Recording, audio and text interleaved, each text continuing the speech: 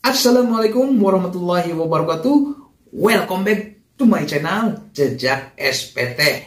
Terima kasih buat kalian semua yang telah mengklik video ini dan selalu diberikan kesuksesan, kebahagiaan, dan sehat walafiat. Dan kalian yang belum subscribe, subscribe terlebih dahulu sebelum kalian lanjut menonton video ini. Dan bagi kalian yang sudah subscribe, saya ucapkan banyak terima kasih karena berkat kalian Mimin masih di sini eksis ya, memberikan hiburan buat kalian semua. Semoga kalian bisa terhibur dan semoga kalian pun bisa menambah wawasan. Dan disclaimer dulu ya. Disclaimer dulu sebelum kita lanjut.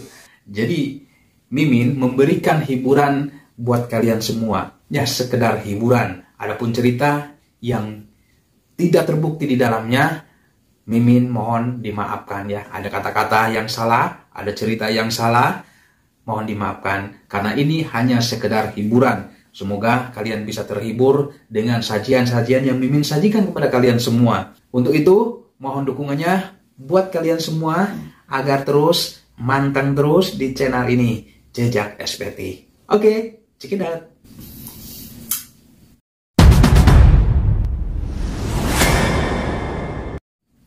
Oke, buat kalian semua, kali ini Mimin akan menceritakan sebuah legenda Gunung Ciremai. Waduh, Gunung Ciremai. Wah, luar biasa. Dan kalian tentunya tahu bahwa Gunung Ciremai ini adalah sebuah gunung yang tertinggi di Provinsi Jawa Barat. Yang konon ketinggiannya mencapai 3078 di bawah permukaan laut atau disebut MDPR. Dan konon katanya bahwa Gunung Ciremai ini memiliki keanekaragaman hayati ya, dan juga terdapat hewan-hewan baik hewan buas ataupun yang lainnya yang bersemayam di Gunung Ciremai. Waduh. Bersemayam. Jadi Gunung Ciremai ini juga berada di kawasan Taman Nasional Gunung Ciremai yang konon luasnya kurang lebih 15.000 hektar. Begitu luasnya ya teman-teman semua. Selain tinggi juga sangat luas sekali. Dan tentunya ini memberikan daya tarik bagi kalian-kalian semua yang suka naik gunung. Naik ke puncak gunung gitu. Bagi kalian yang suka naik gunung otomatis akan tertarik untuk bisa menaiki Gunung Ciremai. Nah tentunya bagi kalian-kalian semua yang suka naik gunung, tentunya ini ada beberapa jalur. Ini mulut ya. Ada beberapa jalur untuk pendakian kalian untuk bisa naik ke puncak Gunung Ciremai. Kalau kalian juga ketahui bahwa Gunung Ciremai ini berada di 3 kabupaten. Di antaranya Kabupaten Cirebon, Kabupaten Majalengka, dan Kabupaten Kuningan. Nah dari situlah ada tempat-tempat untuk bisa naik ke puncak Gunung Ciremai. Jadi kalian bisa memilih mana saja, jalur mana saja yang kalian sukai untuk mencapai puncak Gunung Ciremai. Yang satu adalah jalur Apui. Jalur Apui ini berada di Desa Argamukti, Kecamatan Argapura, Kabupaten Majalengka. Dan dari Apui ini medannya nggak terlalu ekstrim lah. Dan menempuh perjalanan kurang lebih 8 jam perjalanan untuk sampai ke puncak Gunung Ciremai. Nah, itu salah satunya. Yang kedua, itu kalian bisa menempuh perjalanan melalui jalur Palutungan. Yang konon jalur Palutungan ini yang sangat populer sekali. Palutungan merupakan tempat objek wisata yang sangat terkenal yang berada di Kuningan. Di sana terdapat berbagai tempat-tempat wisata, baik bumi perkemahan, villa, dan curug yang sangat indah sekali. Kalian bisa di sana ya. Bagi kalian yang suka untuk hiburan di tempat-tempat yang adem dan berada di ketinggian, itu cocok buat kalian berwisata ke daerah Palutungan. Di sana juga banyak villa, banyak juga restoran yang memberikan atau menyajikan view-view yang sangat indah sekali, melihat pemandangan-pemandangan lembah-lembah yang hijau dan sangat luar biasa sekali. Kalian bisa boleh ke sana ya. Dan bagi kalian yang untuk bisa naik ke Gunung Ciremai juga bisa melalui jalur Palutungan. Karena jalur Palutungan ini tidak terlalu ekstrim, ya, tidak terlalu ekstrim dan terdapat kurang lebih 7 pos ya dari sana. Pos 1, pos 2, pos 3. pos 4, pos 5, pos 6, pos 7 nyampe puncak. Dan kalian apabila naik jalur Palutungan nanti juga akan ketemu dengan jalur Apuy ya. Jadi jalur Apuy sama jalur Palutungan ini akan ketemu di Gua Walet. Jadi Gua Walet itu berada di bawah sedikit puncak Gunung Cermai. Di situ ada Gua Walet ya. Kalian bisa ketemu dengan jalur Apuy. Dan melalui Palutungan ini kalian membutuhkan waktu kurang lebih 9 jam perjalanan. Oke, untuk yang berikutnya adalah melalui jalur Linggarjati. Jalur Linggarjati ini berada di sebelah utara Kabupaten Kuningan. Masih di Kabupaten Kuningan, tapi sebelah utaranya berdekatan dengan Cirebon. Di situ ada Linggarjati. Berdekatan dengan gedung pertemuan atau gedung Linggarjati ya.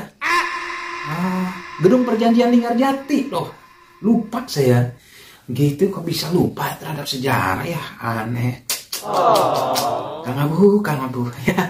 Jadi ini jalur yang berada di Linggarjati yang terkenal itu adanya gedung Perjanjian Linggarjati. Nah, melalui jalur Linggarjati ini ekstrim sekali ya. Jalurnya ekstrim ya. Jalur itu membutuhkan waktu lebih lama, yang terlama yaitu 12 jam perjalanan untuk mencapai puncak-puncak ke gunung. Kok jadi nyanyi sih? Tapi ada juga di desa Linggasananya. Dan ini namanya jalur Linggasana. Ini agak memangkas waktu perjalanan yang jalur Linggarjati itu 12 jam. Ternyata jalur Linggasana ini hanya membutuhkan waktu 10 jam perjalanan untuk bisa mencapai puncak Gunung Cermai. Nah, tinggal kalian pilih salah satunya ya, yang mau 12 jam, apa yang mau 10 jam. Yang satu lagi adalah jalur Sadarehe. Nah, ini jalur Sadarehe ini berada di kawasan wisata Sadarehe. Berada di Desa Payung, Kecamatan Rajagaluh, Kabupaten Majalengka. Jadi itu ya. Cuman kalau jalur Sadarehe ini belum dikelola secara resmi, sehingga jalur ini masih sepi untuk pendaki gunung. Sehingga bagi kalian yang mau melakukan pendakian ke Cermai melalui jalur ini, kalian bisa meminta bantuan atau pemandu orang-orang yang sudah berpengalaman untuk menunjukkan jalan ke jalur Gunung Cermai, ke puncaknya tentunya ya, ke puncaknya.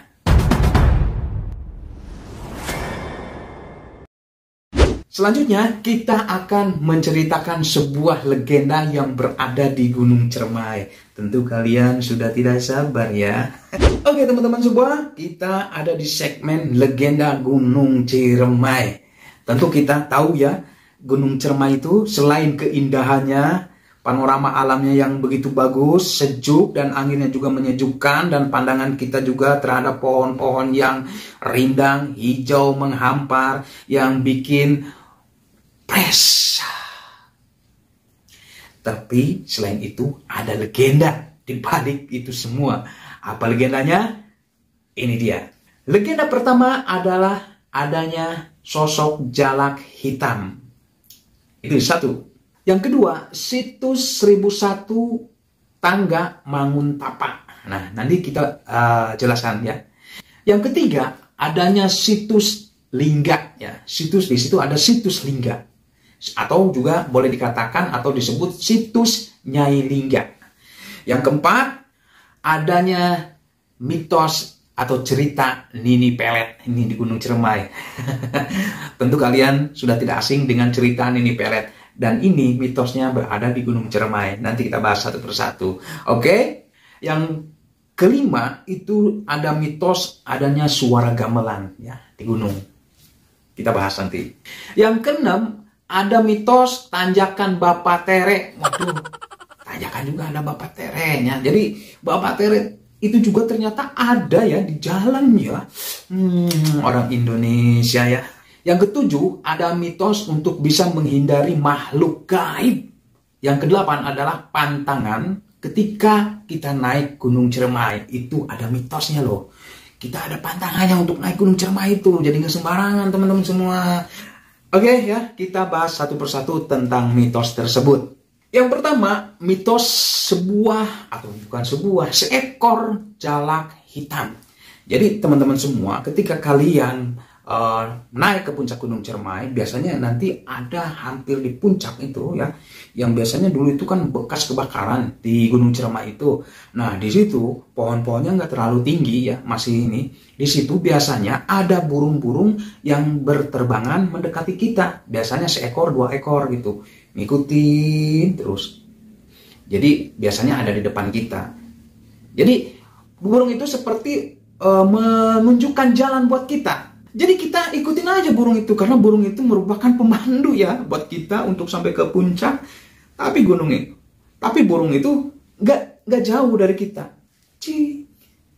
Jadi kepak terbang, deket. Jadi jaraknya itu antara 1 meter, 2 meter, kita deketin lagi, dia lompat lagi, kita deketin, dia lompat lagi, kayak gitulah. Tapi teman-teman semua, ini kalau kita ke puncak, burung itu yang mendekati kita itu biasanya 1-2 kayak gitu. Tapi Mimin pernah lihat ya di YouTube siapa tuh, saya lupa lagi. Itu ada orang yang tersesat ketika itu, kalau nggak salah 3 hari 3 malam tersesat di gunung. Burung itu ternyata ada ribuan. Ternyata luar biasa.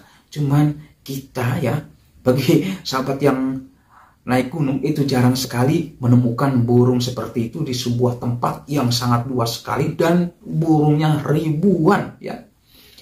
Luar biasa. Burung itu tidak ada di bawah, adanya di puncak Gunung Ciremai, bro. Oke. Sebagaimana Adler Lewis juga adanya di puncak gunung ya, di bawah nggak ada gitu. Gitulah bos.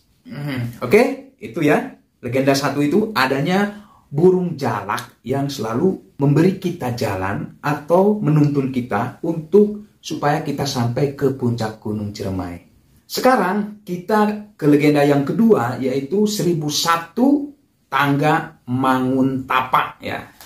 Itu situsnya. Di situ konon diceritakan bahwa ada orang yang sakti mandraguna, namun sayang sekali ya kesaktiannya itu digunakan untuk merusak hutan, sehingga orang yang sakti tersebut menjadi batu. Jadi orang sakti tersebut menjadi batu seperti macan. Wah, gitu. Jadi itu ada situsnya di situ ya, 1001 Tangga Manguntapa. Oke? Makanya kalau kalian merasa menjadi orang sakti, hati-hati ya. Jangan berurusan dengan alam, karena alam itu ada yang punya ya. Kalau kita merusak alam, maka ada balasannya. Allah Subhanahu wa taala lebih tahu ya. Sehingga seperti Manguntapa ini ya, juga dikutuk menjadi batu. Bukan si maling kundang aja ternyata ya. Kalau si maling kundang itu dikutuk jadi batu itu sama ibunya, tapi ini orang sakti, entah sama siapa dikutuknya, yang jelas Allah yang lebih tahu. Oke? Itu adalah legenda yang kedua. Legenda yang ketiga itu adanya situs Nyai Lingga. Nah, jadi situs Nyai Lingga, konon katanya di situ ada sebuah batu lingga bekas bertapanya atau tapakurnya Sunan Gunung Jati. Nah, Sunan Gunung Jati ternyata pernah naik ke Gunung Ciremai dan beliau bertapa di tempat itu.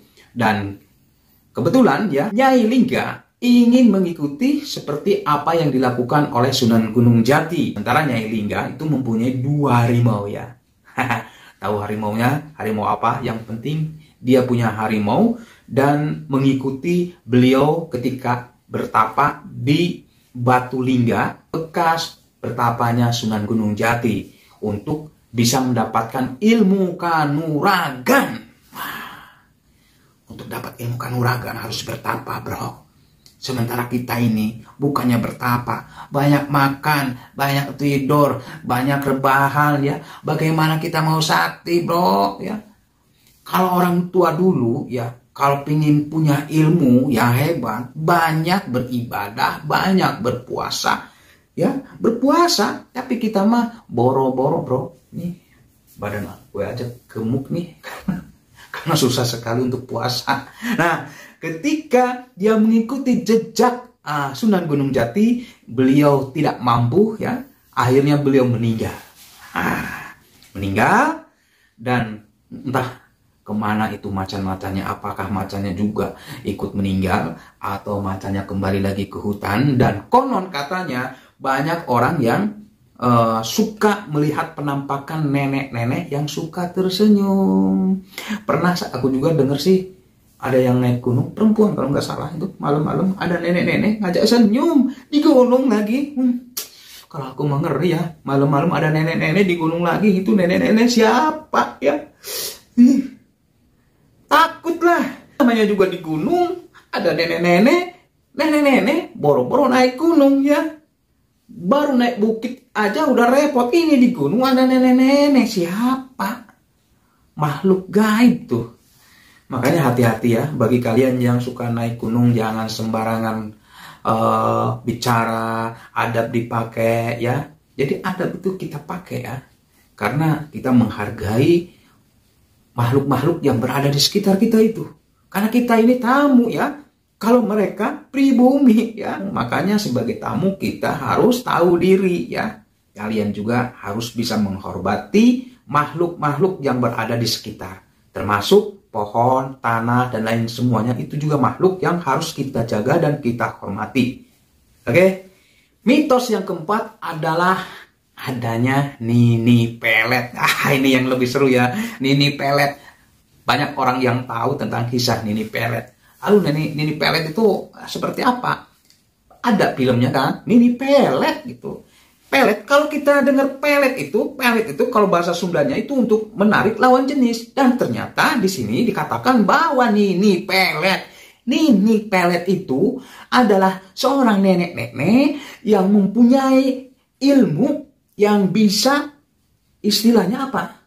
Menarik pasangan cewek terhadap laki-laki, biar laki-lakinya itu senang terhadap cewek itu. Nah, itu nini pelet seperti itu. Dia punya kesaktian untuk menarik laki-laki supaya suka terhadap nini pelet. Nah, setelah suka, maka si pemuda itu, si laki-laki itu akan dibawa ke alamnya. Alamnya di mana, bro? Di alam gaib dong. Ya. Tapi konon katanya kerajaan nini pelet itu, singgasananya itu berada di Gua Walet.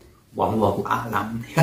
Nini pelet nih, kalau sudah mendapatkan laki-laki atau bujangan, ataupun pokoknya laki-laki aja yang dia sukai, dia pelet, dia bawa ke alam gaib. Setelah itu, setelah mungkin dia puas-puasin, gimana lah, mau digimanain kita nggak tahu lah. Yang jelas di ceritanya, kalau sudah didapatkan oleh nini pelet, biasanya tidak selamat, biasanya mati. Dan kalau sudah mati, maka nini pelet itu akan membuang jasadnya. Bisa saja di jurang, atau bisa juga di tempat-tempat lain, di tempat perjalanan orang yang lalu lewat di situ. Dan itu membuat masyarakat terteror, sehingga ada seorang pendekar yang namanya Sanjaya. Ini aku juga nggak tahu ya, apakah Sanjaya ini yang menjadi raja di Galuh sama Sunda, atau Mataram kuno, atau ini beda orangnya, yang datang mencari nini pelet ya ke sana. Dan adu kesaktian ternyata sama nini pelet, bertarung. Wah, kayak gitu bertarung ya. Akhirnya dari pertarungan itu dengan Sanjaya, nini pelet kena bogong. Terbang sampai puncak Gunung Ciremai. Masya Allah, itu saking saktinya ya. Itu kan Gua Walet itu di bawah ya. Untuk ke Gunung Ciremai itu kurang lebih mungkin 1 kiloan atau gimana ya. Itu nini pelet dihajar, kena ininya sampai ke puncak Gunung Ciremai. Dan disitulah terjadi letusan Gunung Ciremai. Sehingga ketika Gunung Ciremai ini meletus, itu dikisahkan karena adanya pertarungan nini pelet dengan Sanjaya. Dan nini pelet kalah, dan akhirnya gunung meletus. Dari situ, kisah nini pelet itu sudah tidak ada lagi. Nini pelet menghilang. Alhamdulillah, ternyata ada orang yang baik ya, yang bisa menghajar nini pelet, yang bisa meniadakan nini pelet sehingga nini pelet ini musnah. Kemudian legenda yang kelima, adanya suara gamelan. Jadi teman-teman semua, bagi kalian yang naik Gunung Ciremai, kalau mendengar suara gamelan, kalian jangan kaget. Tapi tidak setiap orang yang naik ke puncak Gunung Ciremai itu mendengar gamelan. Tapi ada bagian-bagian yang lainnya, ada orang-orang yang lain, orang-orang tertentu, maksud saya itu orang-orang tertentu yang bisa mendengar adanya suara gamelan yang ada di Gunung Ciremai. Jadi jangan kaget, karena itu katanya, konon katanya itu adalah suara gamelan dari makhluk gaib, dari alam lain, sebagai ucapan istilahnya penyambutan kita. Tapi di sisi lain juga bahwa kalau kita mendengar gamelan tersebut, itu tandanya sangat berbahaya karena akan menyesatkan kita di gunung itu. Jadi hati-hati, banyak berdoa ya kepada Allah Subhanahu wa taala, dan kita adab dijaga ya agar makhluk halus yang berada di sekitar itu tidak mengganggu kita. Oke? Kemudian berikutnya yang keenam, legenda keenam itu ada tanjakan Bapak Tere. Waduh, Bapak Tere itu ternyata ada juga di jalan ya. Jalan dipakai namanya menjadi tanjakan Bapak Tere. Kayak gimana ya? Kalau Bapak Tere itu biasanya yang namanya Tere-Tere itu orangnya agak jahat gitu, ada jutek ya. Dan sekarang ada tanjakan Bapak Tere, berarti tanjakan yang menyiksa. Yang menyiksa bagi kita yang akan melalui tanjakan seperti itu. Tapi konon katanya emang tanjakan itu sangat menyiksa sekali. Tapi ada legenda lain mengatakan bahwa pernah ada bapak dan anaknya itu, Bapak Tere itu sampai membunuh anaknya di situ. Masya Allah, orang kok bunuh anak-anak ya?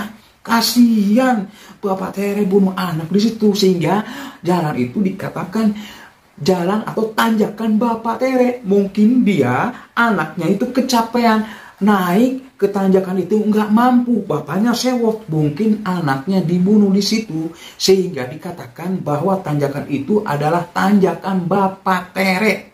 Nah, mana yang benar, mana yang salah, silahkan kamu berkomentar ya kalian semua. Oke? Legenda yang ketujuh yaitu menghindari dari gangguan makhluk halus. Konon katanya, kalau mau naik Gunung Ciremai, maka harus tenjrak bumi dulu 3 kali. Assalamualaikum, permisi, abdi bade. Kalau Sunda, saya mau naik ke Gunung Ciremai. Mohon diizinkan dan jangan mengganggu kami di dalam perjalanan. Dan sampaikan saya sampai ke puncak dan sampai pulang kembali. Nah, itu mungkin kurang lebihnya. Terserah kalian semua ya, mau pakai yang mana, mau pakai cara yang mana, cara yang kalian lakukan silahkan. Yang penting kita banyak berdoa, dan kita kalau mau naik ke puncak gunung itu jaga kesopanan tata krama kita ya di lingkungan yang kita datangi ya, karena kita ini adalah sebagai tamu ya. Dan yang kedelapan, legenda yang kedelapan itu pantangan ketika kita naik Gunung Ciremai. Jadi naik Gunung Ciremai itu ada pantangannya, tapi mungkin bukan naik Gunung Ciremai aja ya. Yang jelas pantangan naik Gunung Ciremai itu konon dikatakan jangan megang lutut ya. Coba siapa kalian yang ketika kelelahan nggak pegang lutut ya, apalagi lagi turun, lagi naik itu kan biasanya kalau capek kita pegang lutut. Ini nggak boleh nih. Gimana? Apalagi kalau udah pakai ransel, bawaannya banyak banget ya. Kita capek ngos-ngosan, mau megang lutut tuh biasanya nggak jauh itu pasti pegang lutut ya teman-teman semua. Tapi di sini ada larangan untuk megang lutut. Mungkin kalau kita megang lutut itu tandanya kita kelelahan, maka makhluk di situ akan memberikan beban yang lebih kepada kita sehingga kita akan merasa lemah. Mungkin di situ. Jadi ini simbol ya bahwa kita itu tidak boleh kelihatan lemah ketika naik gunung ya. Itu. Yang berikutnya, jangan buang air besar ataupun air kecil sembarangan. Ini larangannya ya teman-teman semua. Sehingga kalau kita naik Gunung Ciremai, kita banyak melihat plastik-plastik yang ada airnya kuning tuh ya, dibungkus biasanya di tali di pohon-pohon kayak gitu bergelantungan. Sedap. Ya, begitulah teman-teman semua legenda yang ada di Gunung Ciremai. Dan ini mungkin mitos, cerita atau legenda yang mungkin ini juga ada benarnya atau salahnya. Wallahu alam bisawab. Semoga ini bisa bermanfaat. Oke, jangan lama-lama. Saya akhiri. Wassalamualaikum warahmatullahi wabarakatuh. See you next time. Dadah.